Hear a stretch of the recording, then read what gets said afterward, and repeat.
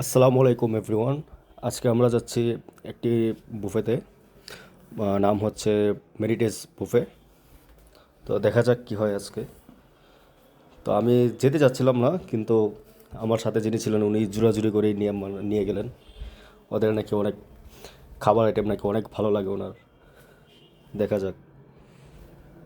এই তো চলে আসলাম। এই হচ্ছে তাদের স্পাইসি মানে চাইনিজ আইটেমগুলো, এই দেখতে পাচ্ছেন।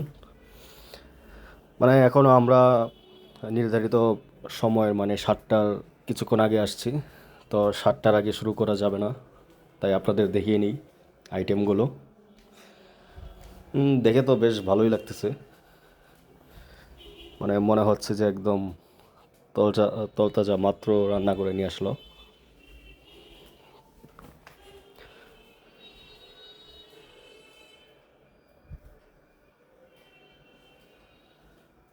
এই যে ওদের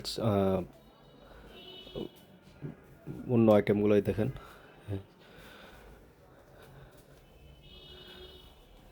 সাদা ভাত, এই যে ওদের ডিজার্ট আইটেম।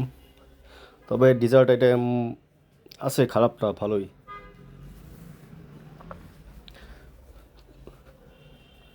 তবে ওদের হোল কেক মাত্র একটা, এটা শেষ হয়ে গেলে পরে আরেকটা নিয়ে আসে এরা। এটা হচ্ছে ওদের সিস্টেম, মানে বুঝাইলো যে হোল কেক রিভিল হয়। এই যে লাইভ আইটেম, এখানে শামুক আছে, এই মাছ দেখতে পারতেছেন। পরে এই যে অক্টোপাস।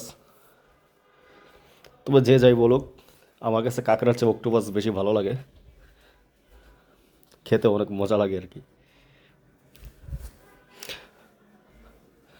এই যে ওদের মকটেল স্টেশন, মকটেলগুলো ভালো, খারাপ না। তবে যেটা বলবো যে মানে ওদের ফুড টেস্ট অনেক ভালো, কিন্তু মানে কেন জানি মানে খাওয়ার পর মানে কোনো একটা মানে তৃপ্তি লাগে না। মানে ডিজার্ট আইটেম ওদের মানে ধরেন এরিস্টোক্রেটের চেয়ে মানে কম, মানে এরিস্টোক্রেট বা এমব্রোসিয়া ওইসব ওই বুফেগুলোর সাথে তুলনা করলে আমার কাছে মনে হয় যে মানে ওইগুলোই ভালো।